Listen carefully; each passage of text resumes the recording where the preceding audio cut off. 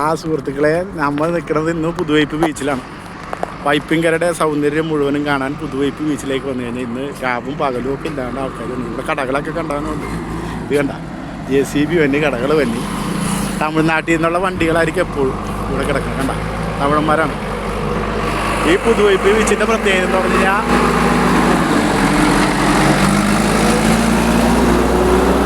ആകർഷകമായ ബീച്ചാണിത്. ഇത് ബീച്ച് ചുരുങ്ങി LNG പ്രൊജക്റ്റ്, IOC പ്രൊജക്റ്റൊക്കെ വന്നായിരുന്നു. ബീച്ച് ചുരുങ്ങി ചെറുതായിപ്പോയി. ഇത് കണ്ടവനെ രാവും പകലും ഇല്ലാണ്ട് ആൾക്കാർ പിന്നെ നമ്മുടെ പുതുതലമുറയൊക്കെ മുഴുവൻ ഇവിടെ തന്നെയാണ്. വൈകുന്നേരമായ 10, 14, 15 വണ്ടി ഉണ്ടാവും നമ്മുടെ ബീച്ചിൽ. ഇപ്പോൾ കടകൾ കണ്ടവനുണ്ട്. കണ്ട ആൾക്കാർ വന്നു പോകും. യുവതലമുറയുടെ ഒരു ഹരമായി മാറി നമ്മുടെ ബീച്ച്. ഈ ബീച്ചേ ഇവിടെ ഏറ്റവും കൂടുതൽ തമിഴ്നാട്ടിൽ നിന്നാണ് ആൾക്കാർ തന്നെ. പിന്നെ അത് മാത്രമല്ല, പകലുമില്ല രാത്രിയില്ല, എല്ലാവരും ബീച്ചിൽ വരെയാണ്. രാത്രി എന്ന് പറഞ്ഞാൽ വെളുപ്പിനൊക്കെ തന്നെ പോകണം. വഞ്ചിക്കരിക്ക് ശല്യമായി പുതിയ തലമുറനെ കൊണ്ട്. കാരണം ഇപ്പോൾ 2 മണിക്ക്, 3 മണിക്ക്, 4 മണിക്കൊക്കെയാണ് വന്ന ആൾക്കാർ. ആരും ഒന്നും പറയാൻ പറ്റില്ല. ഇപ്പോഴത്തെ തലമുറനോട് ചോദ്യം ചെയ്യാൻ പറ്റില്ല. പണ്ടൊക്കെ എന്ന് പറഞ്ഞു കഴിഞ്ഞാൽ ഒരു പ്രേമം വിട്ട് കടന്നു കഴിഞ്ഞാൽ പ്രേമിക്കണ ആൾ മാത്രമേ അറിഞ്ഞിട്ടുണ്ടാവുള്ളൂ പ്രേമിക്കണം. ഇപ്പോൾ അതല്ല. ഇപ്പോൾ ഒരു ഫേസ്ബുക്കിലോ വാട്സപ്പിലൂടെ ഒരു ഹായ് അയച്ചാൽ തിരിച്ച് ഹായ് അയക്കും. പിന്നെ അവിടെ നിന്ന് തുടങ്ങുന്ന ചാറ്റിങ്. പിന്നെ ഇതേപോലുള്ള ബീച്ചുകളിൽ വന്ന് ലാസ്റ്റ് സ്വപ്ന സാക്ഷാത്കാരം. അത് കഴിഞ്ഞാൽ തീർന്ന്. അത് പ്രേമം തീർന്നു. പ്രേമത്തിൻ്റെ ആയുസ് അത്രയേ ഉള്ളൂ. പണ്ട് പുറകെ കടന്ന് ഒരു ലെറ്റർ കൊടുത്ത് അത് വീട്ടുകാരറിഞ്ഞ് അല്ലെങ്കിൽ മാഷ് അറിഞ്ഞ് പിടിച്ചാൽ പരിപാടി തീർന്നു. എന്നാൽ ഇതൊന്നുമല്ല.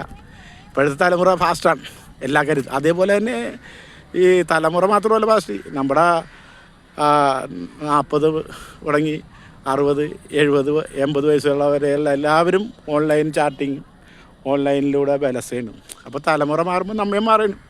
നമ്മളും ബാഗിൽ പാൻറ്റ് കളസൊക്കെ ഇട്ട്, കീറക്കളസൊക്കെ ഇട്ട് നമ്മളും വിദേശ സംസ്കാരത്തെ അനുകരിച്ചുകൊണ്ടിരിക്കുകയാണ്.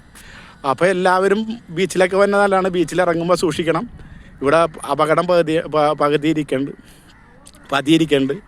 അപ്പം നമ്മൾ സാധാരണക്കാരൻ്റെ വീഡിയോ ആണ് ഇത് ചെയ്യണം. അല്ലാണ്ട് വലിയ ക്വാളിറ്റി ഒന്നുമുള്ള ആളല്ല.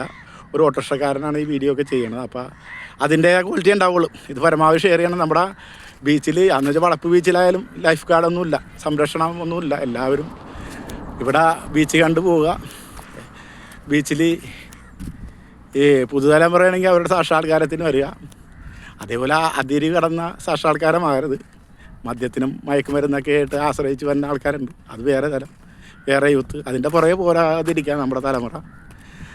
നമുക്ക് പ്രകൃതി സൗന്ദര്യം ആസ്വദിക്കണം, നമ്മുടെ ബീച്ചും ആസ്വദിക്കണം, നമ്മുടെ ലൈഫും ആസ്വദിക്കണം. ഇതൊക്കെ ഈ ജീവിതത്തിൽ മാത്രമേ നമുക്ക് ആസ്വദിക്കാൻ കിട്ടുള്ളൂ. ആകെ ഇത്തിരി നേരമല്ല നമുക്ക് കിട്ടണം.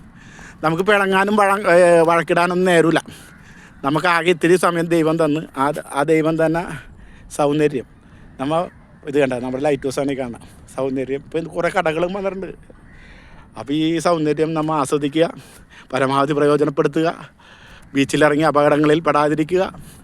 ബീച്ചിൽ ആദ്യം ഇറങ്ങുമ്പോൾ രസമായിരിക്കും. പിന്നെ അത് ഇറങ്ങി അവിടെ ഒരു ചെറിയൊരു കുഴി കാണും. അപ്പോൾ അങ്ങനെയുള്ള ഗർത്തങ്ങളുണ്ടാവും. അപ്പോൾ അതുകൊണ്ട് സൂക്ഷിക്കുക. ബീച്ചിൽ കുളിക്കുന്ന ആൾക്കാരും കൊച്ചിടാങ്ങളായാലും വളപ്പ് ബീച്ചിലായാലും ഇവിടെ സംരക്ഷിക്കാനാരുമില്ല. പിന്നെ കുറച്ച് മത്സ്യത്തൊഴിലാളികളുണ്ടാവും. ഈ ബീച്ചിൽ തന്നെ ഇപ്പോൾ കുറേ ജീവൻ നഷ്ടപ്പെട്ടതാണ്. അത് വളപ്പ് ബീച്ചിലും അതെ. അപ്പോൾ ഈ നമ്മുടെ തലമുറനോടൊന്ന് പറയാൻ, നമ്മൾ ബീച്ചൊക്കെ ആസ്വദിച്ചോ, പക്ഷേ അപകടം പതിയിരിപ്പുണ്ട് കേട്ടോ.